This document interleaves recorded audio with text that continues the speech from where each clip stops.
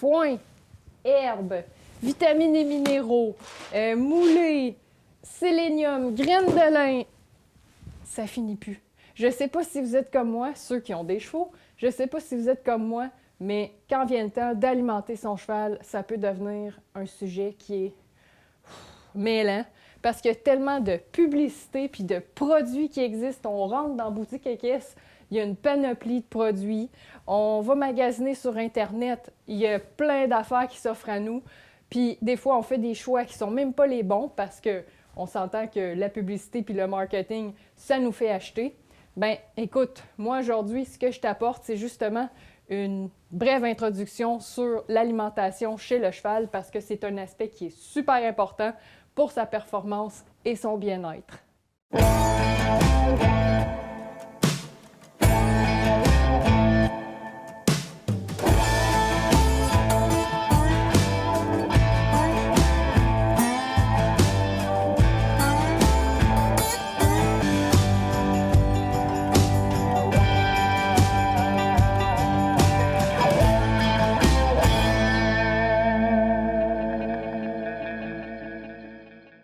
Le principe numéro 1, c'est d'abord que le cheval, c'est un herbivore et non un ruminant. Le cheval, c'est un herbivore. Il se nourrit d'herbe et de foin. L'herbe dans le champ et le foin sec qu'on prend surtout pour l'hiver. Là, qu'est-ce qui est important quand on nourrit le cheval au foin sec, c'est d'abord de faire une analyse de son foin. L'analyse de notre foin va déterminer ses composantes chimiques, donc ses valeurs nutritives.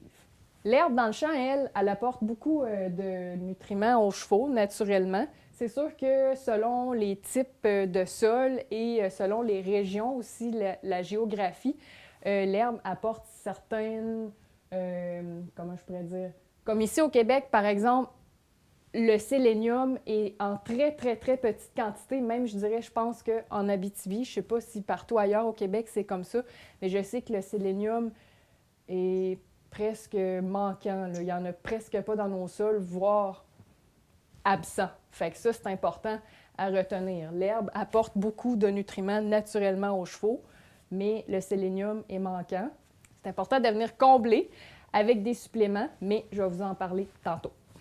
Deuxième point, l'eau. Très important. Le cheval boit d'énormes quantités d'eau.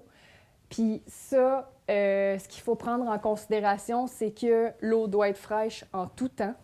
L'hiver, on met des chauffe-eau. On évite que le cheval doive casser de la glace. On évite qu'il mange de la neige parce que ça existe encore des gens qui disent « Oh non, mon cheval, il mange de la neige l'hiver. La neige, ça l'hydratera pas votre cheval suffisamment.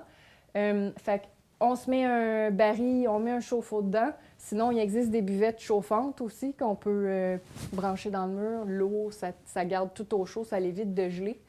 Ce qui est important aussi, surtout l'hiver, c'est de s'assurer que nos chevaux ils boivent suffisamment parce que l'hiver, les chevaux mangent plus de foin sec, c'est sûr, ils n'ont pas accès à l'herbe.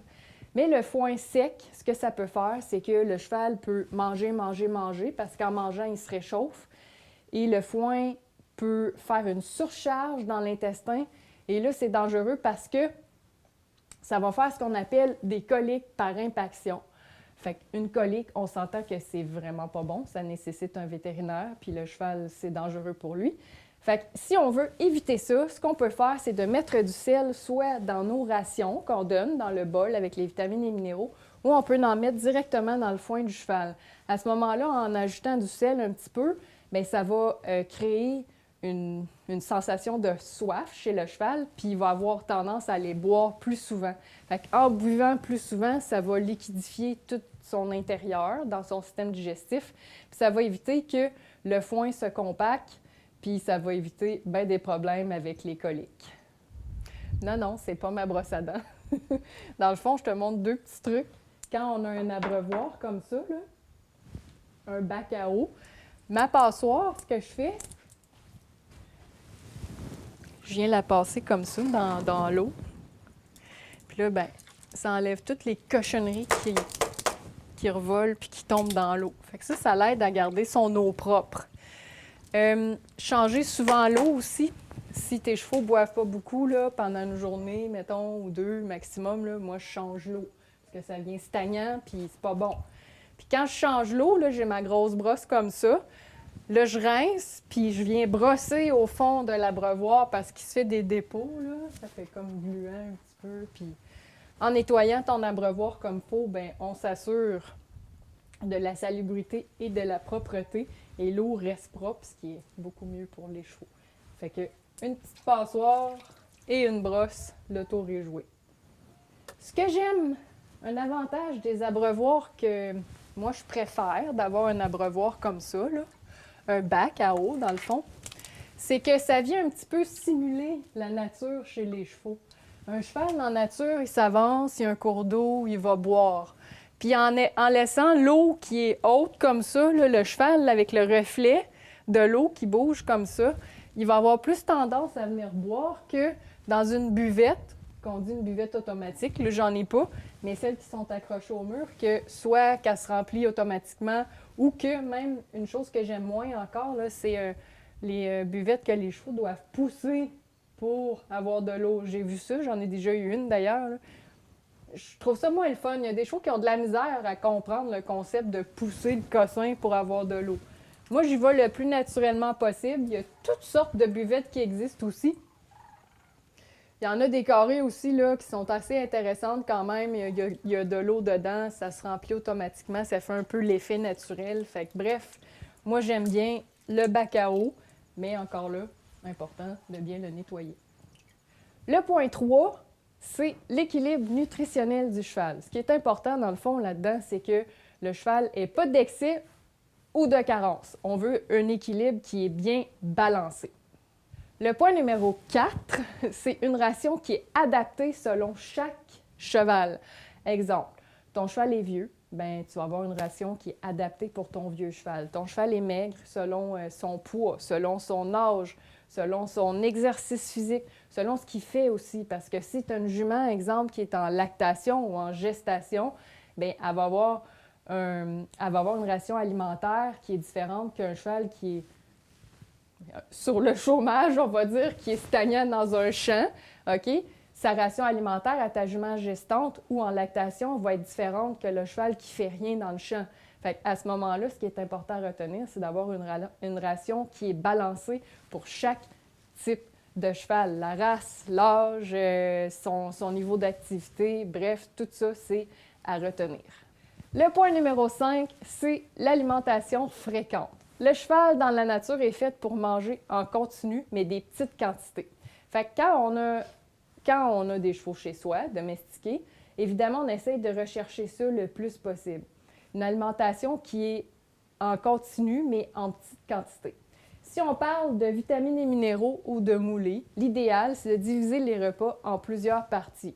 C'est sûr que vitamines et minéraux, de nos jours, on parle de petites copes, okay, 2 copes par jour. Bien, même, il y a des fois qu'on parle d'un 2 copes par jour, mais même là, idéalement, ça serait de faire une cope le matin, une cope le soir.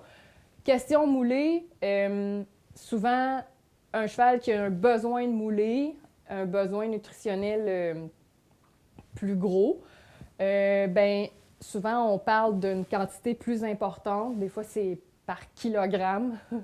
Fait que là, c'est important aussi de diviser ça en plusieurs petites parties par jour parce que les chevaux ne sont pas faits pour recevoir des grosses quantités de nourriture. De là, l'importance de faire plusieurs petites séquences repas. De là que, si vous nourrissez au foin sec, idéalement, si vous avez des balles rectangles là, ou des balles carrées, comme communément appelées balles carrées, on peut rationner le cheval. On peut rationner en petites quantités, il va grignoter là-dedans, des petites quantités en continu toujours, parce que le cheval n'est pas fait non plus pour avoir l'estomac vide. Ça, c'est très important à retenir parce que moi, j'ai déjà vu des gens qui donnaient 2 galettes de foin le matin puis 2 le soir.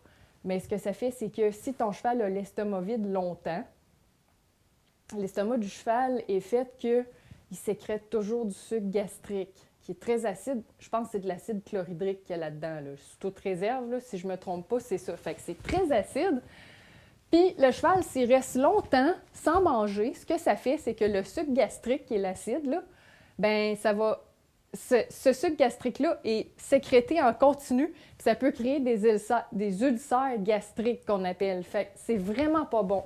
De là l'importance de, si tu veux rationner, rationne, mais plusieurs fois par jour. Exemple, aux 2 ou 3 heures maximum. Sinon, ce qui est possible de faire aussi, si ton cheval, exemple, tu dis « Ouais, mais mon cheval, moi, il est nourri en balle ronde. » Bon, c'est pas grave, parce qu'il existe des filets à foin qu'on appelle des filets à balle ronde. C'est gros, c'est des gros filets. Je vais vous montrer un exemple. Ce sera pas long.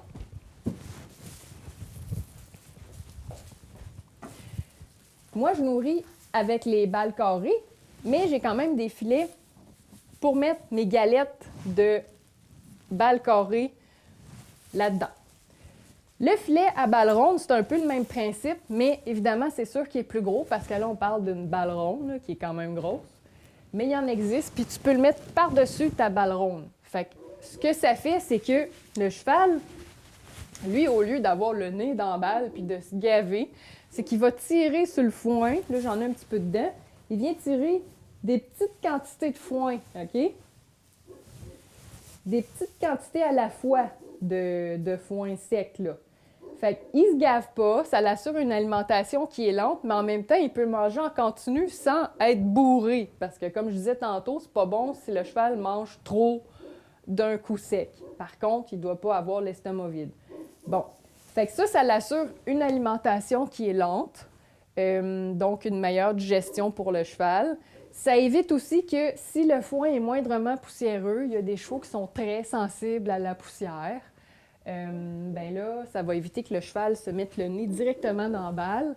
Fait qu'il va avoir moins tendance à respirer de poussière, puis ça, c'est mieux pour lui, là. Ça l'évite de respirer trop de poussière. Un autre point intéressant, c'est que les mailles, c'est sûr que il faut bien choisir la grosseur de ces mailles. Moi, celui-là, c'est 1,5 pouce. J'en ai un autre qui est 1 pouce. Il y a des mailles de 2 pouces, puis il y a des mailles encore plus grosses que ça. Les mailles d'1 pouce, c'est plus petit. Les chevaux peuvent avoir de la misère à manger là-dedans. Ça peut même apporter à certains, pas troubles de comportement, mais le cheval, des fois, il peut choquer parce qu'il y a de la misère à manger dans sa maille d'1 pouce.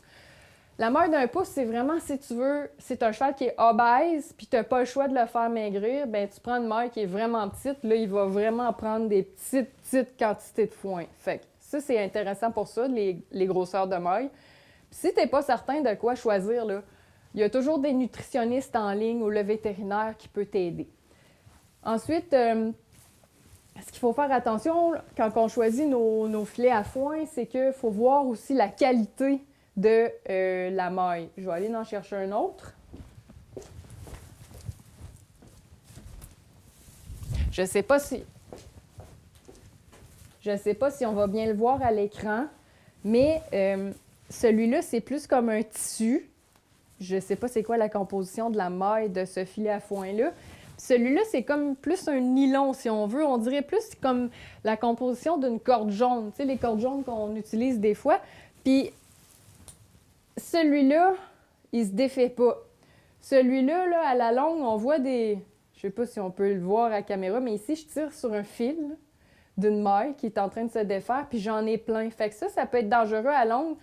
Quand on nourrit avec des filets comme ça, ce qui est important à retenir, c'est que souvent, on va aller voir nos chevaux, on lève les babines là, des chevaux, puis on regarde s'il n'y a pas des mailles de pris entre les dents, un peu comme de la soie dentaire, mais c'est parce que ça peut blesser les chevaux. Fait qu'il faut faire attention. Il faut faire attention aussi quand on utilise des filets à foin. Il faut faire attention pour pas que... Ben, je vais regarder. Ce qu'il faut faire attention quand on nourrit avec des filets à foin, c'est que si tu as un cheval qui est ferré, puis qu'il a tendance, mettons, à faire ça avec sa patte ou n'importe quoi qui arrive, puis là, il se lève, puis il s'accroche dans la balle, bien, il peut rester pris. Le fer, il peut rester pris dans une maille. Fait que ça, il faut juste faire attention à ça.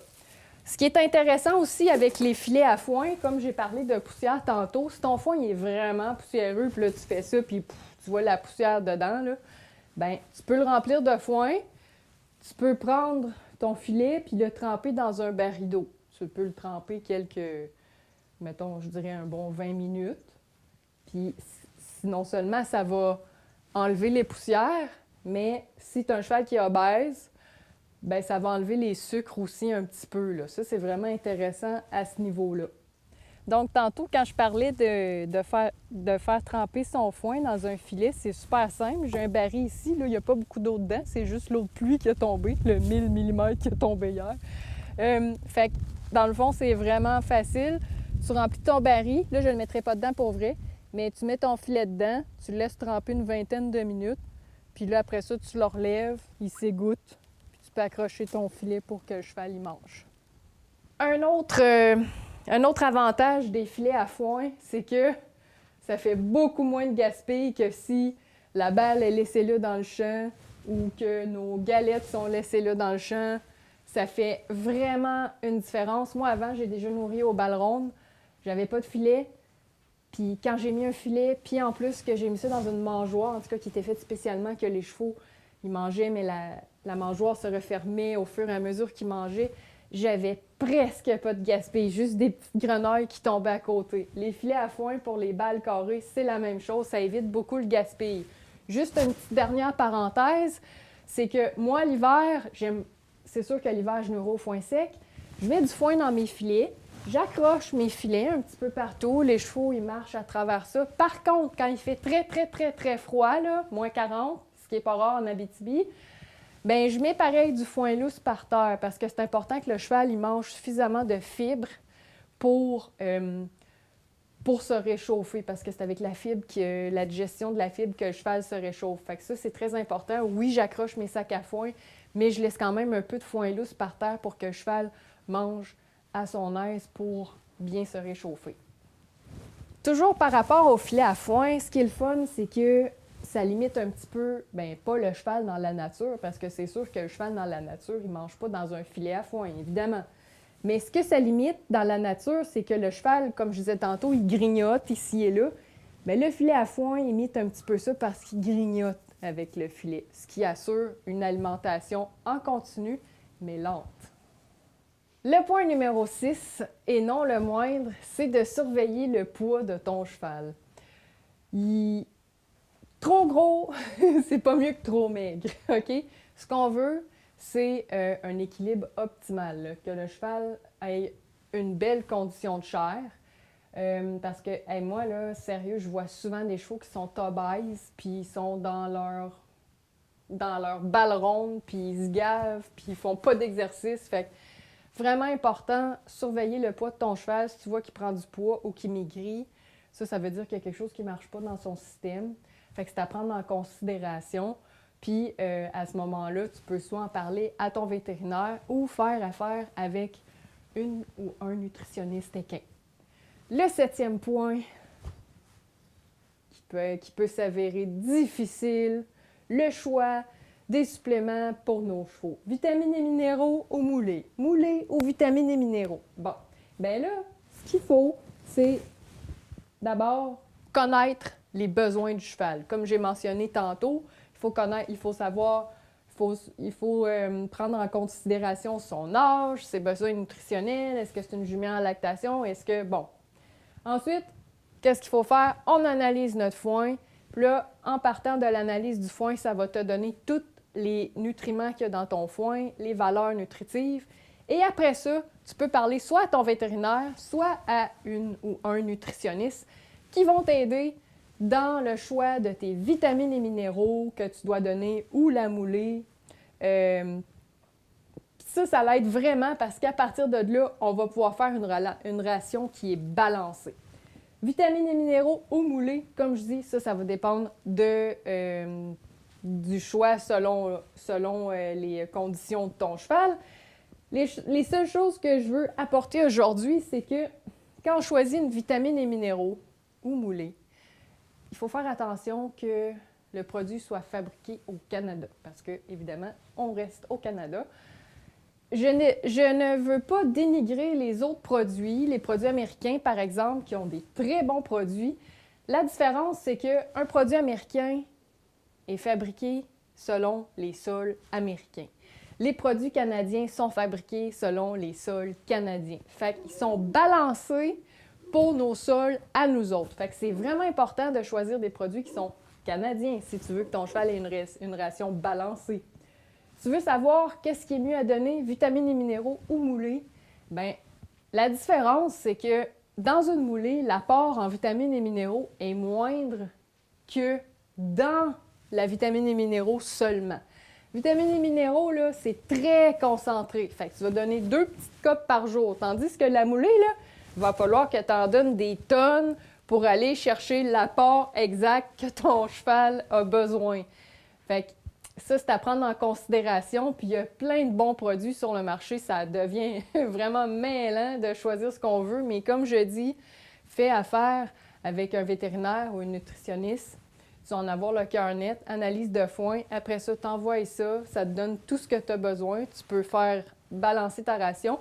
Une autre chose importante aussi à retenir, c'est que quand on choisit notre vitamine et minéraux ou moulée, ce qui est important, c'est de savoir si ce sont des minéraux organiques.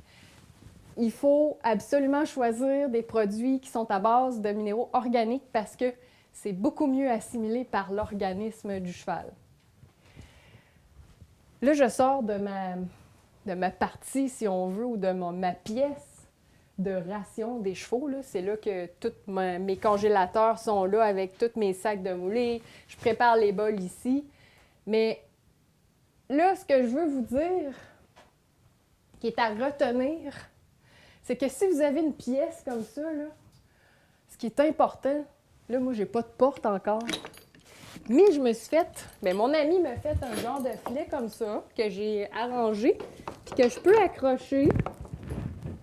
Et ça vient fermer ma salle de ration. Pourquoi j'ai fait ça? Puis je m'assure, ça vient fermer ma salle de ration.